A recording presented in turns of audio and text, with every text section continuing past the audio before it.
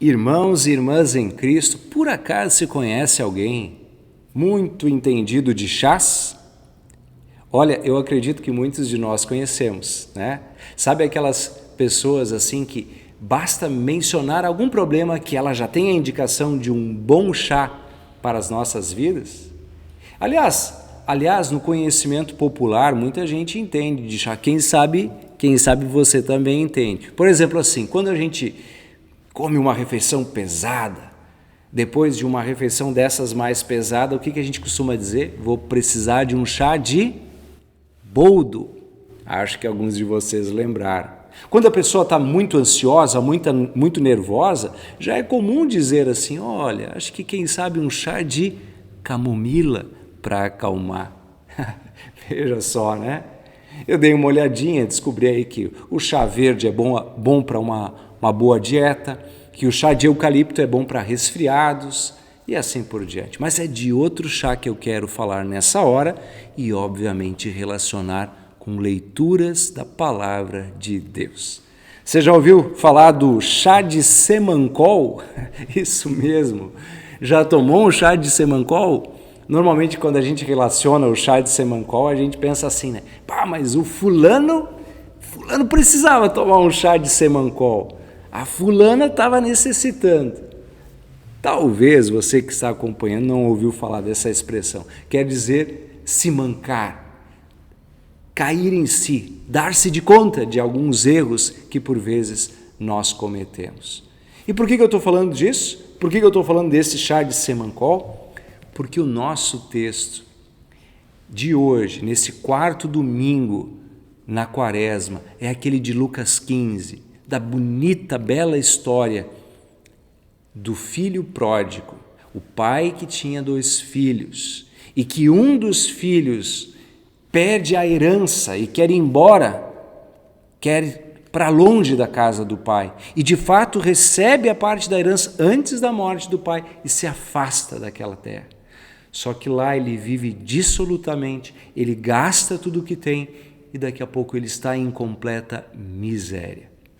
Diz o texto de Lucas capítulo 15, que de repente ele vai e procura um serviço e um cidadão manda ele para os campos trabalhar e cuidar de porcos.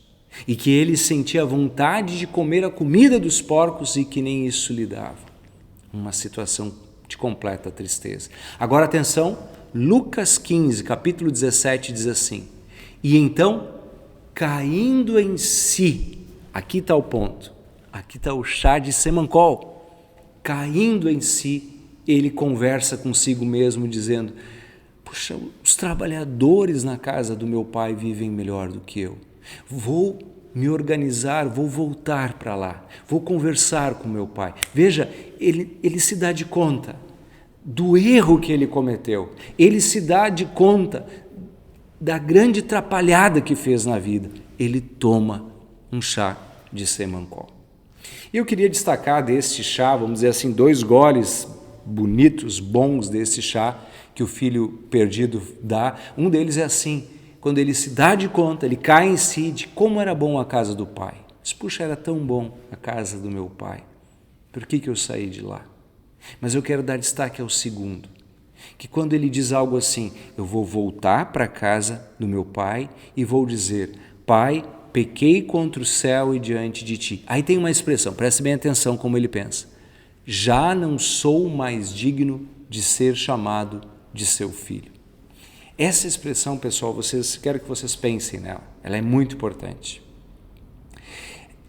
Quando nós nos damos de conta dos nossos pecados, quando a gente percebe pela santidade de Deus que os nossos pecados causam morte e separação, a gente percebe que isso é uma ofensa tão grande a nosso Deus e Pai que nós perdemos o direito de reivindicar algo. E o filho pródigo, o filho perdido diz isso, já não sou mais digno de ser chamado de teu filho. Essa condição ela é importante, é um efeito do chá de semancol e é importante. Eu vou relacionar com outro ponto.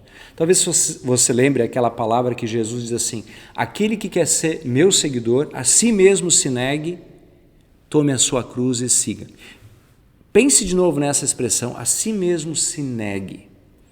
Esse a si mesmo se negar significa esvaziar-se de si, esvaziar-se da soberba que às vezes nos deixa ensimesmados, cheios de nós mesmos. Esvaziar-se da pretensão de achar que merecemos algo. É importante tomar o chá de Semancol e dizer, não, eu não tenho nada para dizer. Tal qual aquela parábola do fariseu e publicano, em que diz que o publicano nem levantava o rosto e dizia, Pai, tenha misericórdia de mim, porque sou pecador. Jesus diz desse homem, esse homem foi para casa em paz com Deus, porque aquele que se humilha será engrandecido. Este chá de Semancol precisa passar por a gente. Do contrário, a gente fica sempre se vitimizando. Do contrário, a gente acha que a gente está certo, cheio de razão, e é capaz de querer voltar lá como filho perdido e dizer, pai, voltei aqui como eu sou o pai e tenho direito, tu tem que me receber. Gente, diante de Deus não é assim. O Salmo 32 também é o salmo que é lido neste quarto domingo na Quaresma. O Salmo 32 foi escrito por Davi. Ele diz assim, bem-aventurado aquele cujo pecado é perdoado, cuja iniquidade é coberta, né? E aí ele diz dele mesmo, Davi diz assim, enquanto não confessei o meu pecado, eu me cansava, chorando o dia inteiro, envelheceram-se os meus ossos. E aí ele diz assim, então eu resolvi confessar tudo, confessei-te o meu pecado e tu perdoaste a maldade do meu pecado.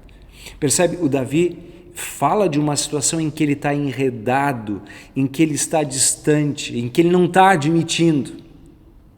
A história dele, eu não vou mencionar em detalhes, o contexto desse salmo é aquele pecado dele com Batseba, o adultério, mas não somente ele. Ele ocultou, ele não confessou, ele tentou esconder, ele criou estratégias para que ninguém soubesse, ele providenciou a morte de um homem, ele estava se condenando, ele estava indo para o inferno nesta hora. Então alguém lhe oferece um chá, o chá de Semancol, que eu estou usando aqui como uma expressão homilética, né? E foi o Natan quem fez isso, um profeta que foi lá e através de uma história disse, Davi, tu é o pecador, tu estás condenado por isso, tu mereces a morte por causa disso. E então Davi cai em si e tem a possibilidade de mudar de vida. Foi esse cair em si que aconteceu com o filho perdido. Entre os porcos, em humilhação e solidão, ele diz, caiu em si, vou voltar para a casa do meu pai. E a beleza da história, meus irmãos e minhas irmãs, é porque quando esse filho perdido volta para casa e quer dizer o que ele ensaiou, quer dizer, pai, eu pequei contra o céu, diante de ti já não sou mais digno de ser chamado de teu filho. Quando ele pensa em dizer isso, o pai já está correndo a seu encontro, o abraçando, o acolhendo, revestindo ele, trazendo roupas novas de sua dignidade, colocando no seu dedo o anel da herança de ser filho e herdeiro de tudo que está ali. Ele é acolhido e perdoado. Se antes tomou um chá de Semancol, aqui ele experimenta da doce graça do perdão dos pecados. E aí nós temos uma outra palavra bíblica, 2 Coríntios capítulo 5, a partir do verso 16, Jesus nos fala através do apóstolo Paulo sobre o ministério da reconciliação.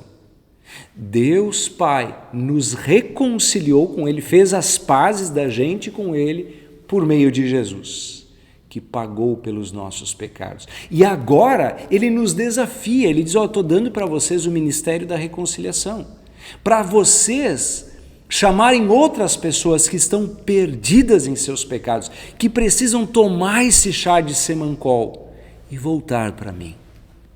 E o Ministério da Reconciliação tem esse desafio, gente, de pregar arrependimento, de oferecer por vezes, em amor, este chá de Semancol.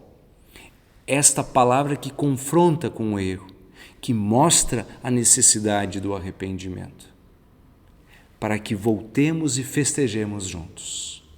E na história do filho perdido, nós temos um outro sujeito que também precisou tomar esse chá de semancol. É o filho mais velho. O filho mais velho, depois que o pai abraçou, acolheu e preparou uma festa para o seu filho que estava perdido e foi achado, aí vem o filho mais velho dos campos, escuta o barulho da música, chama um empregado, diz, que negócio é? O que está acontecendo aí? O que está acontecendo, esse barulho de música? O servo diz, tu sabe aquele teu irmão? aquele que pediu parte da herança? Pois ele gastou tudo, cara, voltou com a mão na frente e outra atrás. E o teu pai preparou uma festa para ele, animado, feliz, contente. E aqui então o ser humano é confrontado com o filho mais velho de uma relação de justiça.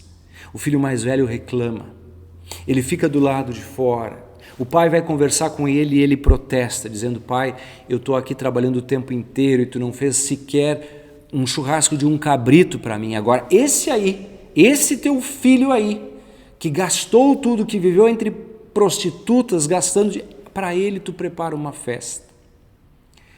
Aí vem o chá de semancol para o filho mais velho. O pai diz, meu filho, tu não está entendendo. Tudo o que é meu é teu. Isso aqui tudo já é teu. A festa é toda tua. A casa é toda tua. Tu não é só um servo. Tu é meu filho. Essa percepção o filho mais velho parece não ter. Ele também precisa cair em si para perceber como é bom ter a casa do pai, como é bom ter essa herança de tudo isso que é dele, como filho querido, e como é bom alegrar-se e não viver em murmurações e reclamações. Ele é convidado a tomar esse chá de semancol para ser misericordioso com os outros.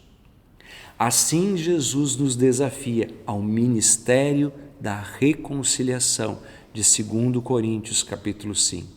A oferecer sim o chá de semancol, mas também mostrar a graça e o acolhimento que há somente em Deus. O meu convite para mim próprio, como pregador da palavra, mas para cada um de vocês, é que a gente examine cada vez mais a nossa vida, que a gente reconheça as más decisões, os maus caminhos, os pecados, que a gente se perceba às vezes entre porcos, mas que a gente saia desse lugar e que a gente volte para os braços de Deus o Pai, porque ali tem perdão e salvação. Mas não somente isso, uma motivação para que a gente cuide uns dos outros, para que a alegria da festa na casa do Pai não seja partilhada apenas por um, mas por muitos e muitos filhos queridos, irmãos na fé, que podem viver em paz e alegria. Muito bem, meus irmãos e irmãs, essa reflexão baseada, então, repito, em Lucas 15, no Salmo 32 e em 2 Coríntios, capítulo 5. Falei aí do chá de semancol, quem não precisa de vez em quando, dar-se de conta dos seus erros, mas mais do que provar esse chá, eu lhes anuncio que algo celestial é servido na Santa Ceia, na proclamação do seu Evangelho, algo doce, para muito além do efeito do melhor dos chás, porque esse nos renova em corpo e alma e nos dá a salvação. Festejemos esta salvação que é nossa, em Cristo Jesus, o nosso Senhor. Amém.